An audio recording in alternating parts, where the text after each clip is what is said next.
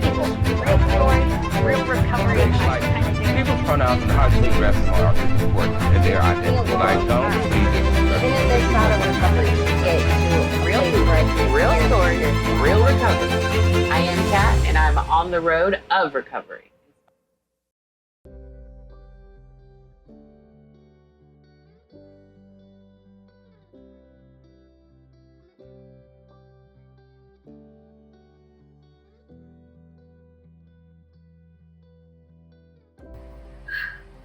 I'm Jane Schaffer. I live in Oregon, Ohio with my husband Larry, my daughter Rachel, and my other daughter Lauren, and our son Jacob Schaffer, also known as Jake, passed away of a fentanyl overdose August the 20th, 2020. Thank you for joining us, and I'm so sorry for your losses. A tragedy that has brought some goodness to the world, though. So if you guys could start off by sharing a bit about what Jacob was like growing up. He could not tell a lie. He was so sweet. All I do remember, we always thought he was going to be a pastor because he just could not lie. And so we teased him and said, Jacob, we know you're going to be a minister. And he was very grateful for the littlest things. Well, he sounds like a beautiful soul. Could you talk a little bit about when you first started to notice his addiction and how that impacted you? So, in high school, I came home from work early unbeknown to him and caught him smoking weed in his bedroom. And as any parent, I went ballistic. And that was the start. That's the first we knew he was doing stuff he shouldn't have been doing. The hard stuff, I think he just became, as he aged, he tried to self-medicate himself. He suffered from anxiety and depression. And I think he never felt like he fit in. He always said it was like trying to put a square through a round circle. He just never felt like he was always the odd man out. He'd isolate. And he had different interests, other guys would be doing certain things and he would kind of veer off into not always bad things, but it was something different, he wasn't, your typical guy, Yeah. that. So with that being said, when I caught him smoking in the bedroom, he started crying. He said, well, as long as we're being honest, I think I'm gay. I said, that's the least of our worry. We could care less. Right. You're still our son. You're still loved. And I always say he had the easiest coming out. Yeah, he said, I didn't know, I think you mentioned, is that why you are smoking? Because you don't feel like you can open up and come out, and I don't think he didn't care. I think he just said, well, since I'm being honest, now you know that I smoke, you might as well know that I'm gay and an atheist. I was like, that's the least of our worries. Right. I want to say, I first realized that it was something more serious than just weed. When he attempted to go to college at the University of Toledo, he lived off campus in a house with some other guys. He was still on our insurance, and I got a hospital bill that he'd been taken to the hospital. So when I talked to him about it, I said, what's this about? He said, oh, I had too much to drink. When actually I found out later, there were several times when he overdosed that we just weren't aware of. So when I got home from work, we made a plan, Mary and I did, that we were going to get in a car, go over to his apartment, unannounced, and just take him. And boy, were we surprised when we got to the apartment. His roommate opened the door, and was kind of out of it. Curtains were cold, it was dark, everything was a mess. And I said, "Where's Jacob?" And I just walked right in and didn't wait. You followed me. And I just kept going to the kitchen. And I'm like, "Jacob, where are you?" And all of a sudden, he was leaning over in a chair so far, he kind of slowly raised up. At the kitchen table. Yeah, at the kitchen table and said, "What are you doing here?" He thought it was morning. He was just so confused. So we took him to Mercy St. Charles emergency room. And we really had to talk the medical team into keeping him. Then someone mentioned the other day. Fast forward to that, he was released. We had an appointment with one day outpatient in Toledo. And they said they had an inpatient over at Rocky Creek. Rock Creek. He agreed, so he did the 30 days there. Right. And then lived in sober living probably about 4 months up at Niles. And then Rachel got married and he wanted to come back home. And we said, "If you come back home, we have to know that you're serious about it. So you're not moving into our house, you're going to move in sober living in Toledo." Did that 2 months. Couple months. Found a full-time job. And how did he seem to be during those, 6 Good. months? The only thing I can share is that he did not like group therapy. He didn't like to talk in public. He didn't like to go to meetings. He did not like to go to any of the Yeah, he meetings. didn't like the NA or A meetings. How He tried did you it. do on- He tried it. He did try it. I'll say that. I'll give him that. He tried it, and he just didn't like how it was for him. And I think he kind of made it work for himself for a while. And then I think he was doing pretty good. I just think he got bored. Maybe I don't know. So let's unfortunately get to the next part. What happened? So Has each of you seen? Jacob worked with me. I was just gonna say, Larry and I always talk about Jacob. Did you see his eyes? What do you think? Do you think he's using again? I don't know. He seems suspicious. Or he's good. I think he's good. He's on the right track. He has an apartment. He got a puppy in February. So he didn't come home So yet at he the had apartment. Car. He had things going. So he worked with me, and that week he was not coming in on time.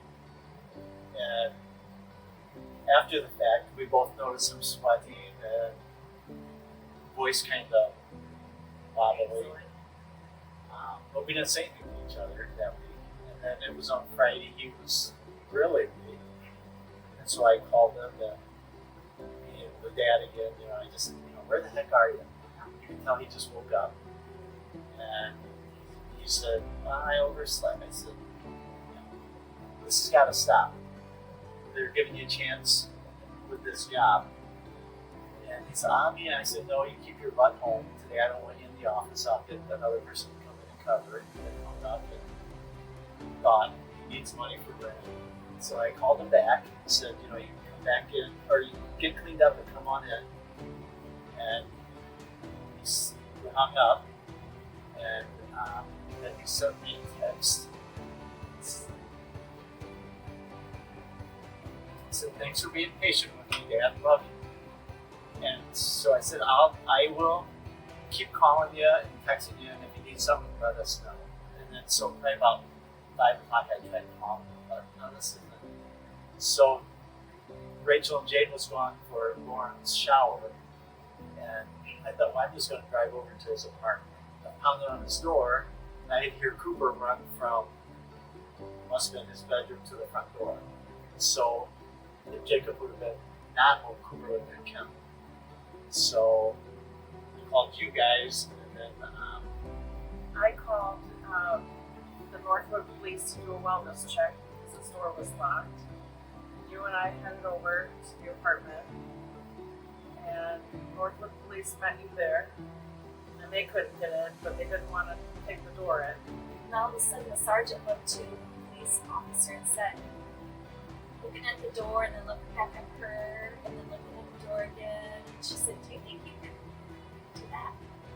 And the police officer said, oh, are we going to do that? Is that what we're going to do? And the sergeant said, yes. He's in here. So she opened her arms wide open and she gave the door the biggest kick I've ever seen, and it opened up. And Cooper, Jacob's puppy, was barking like a fiend. He was just crazy. And I looked at the police officer while I was in the living room, and I said, can you tell me if my son is alive?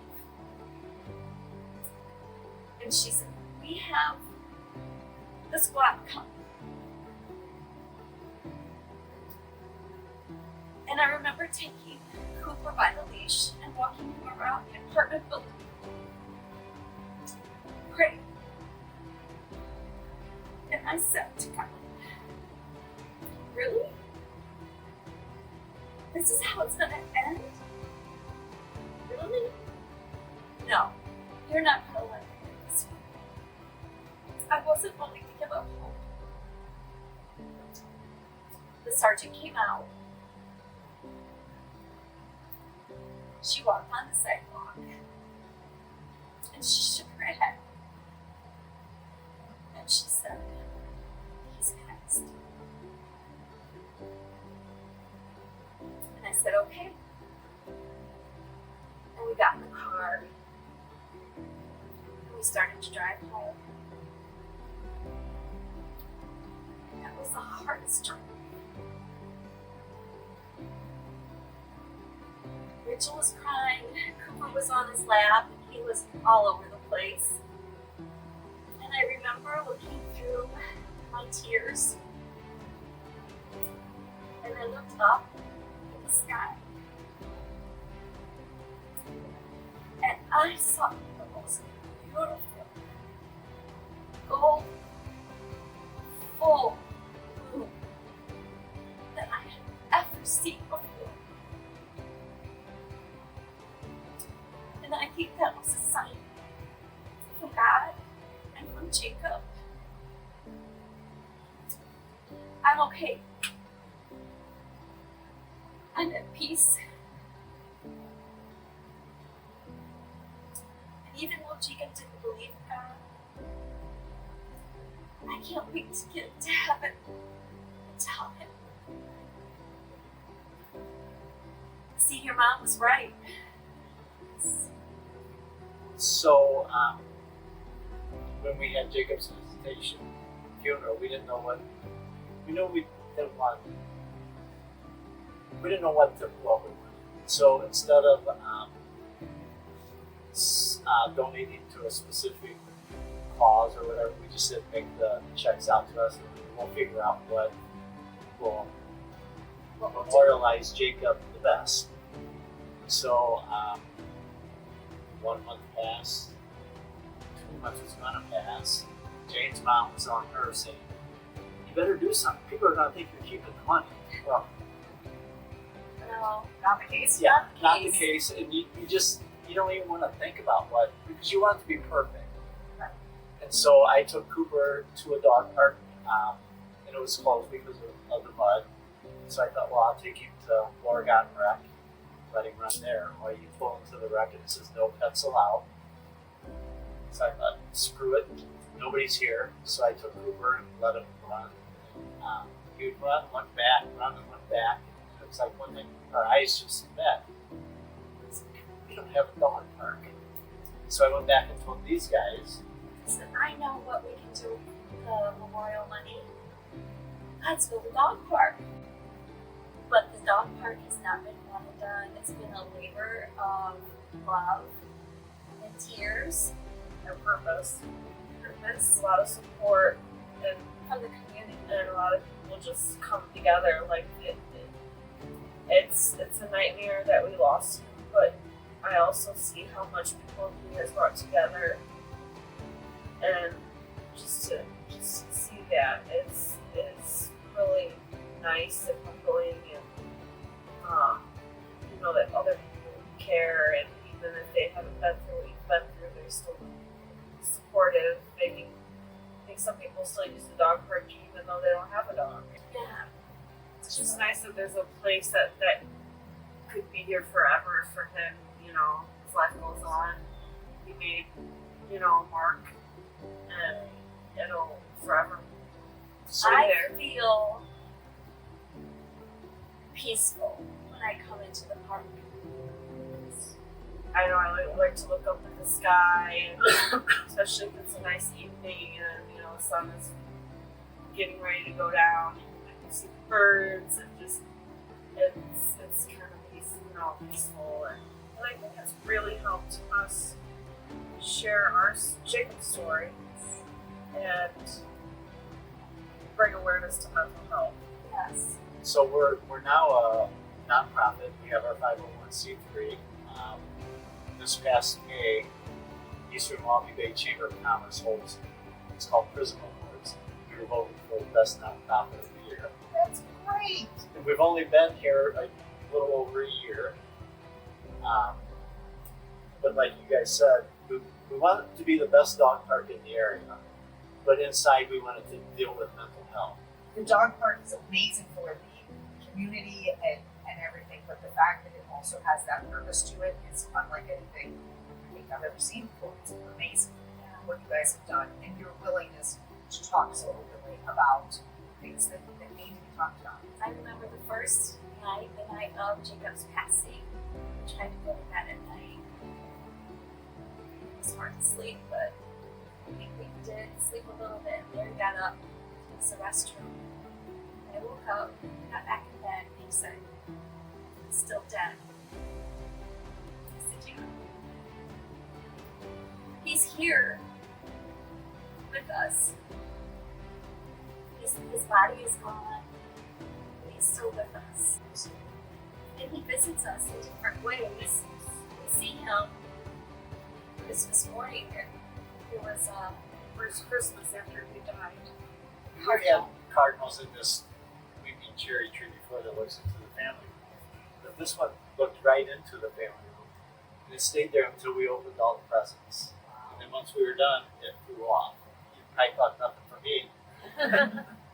Well, and being able to each have your own memories and how you see them, but he lives in all of your hearts, and you have a legacy that will live on forever. So, thank you guys so much for everything today.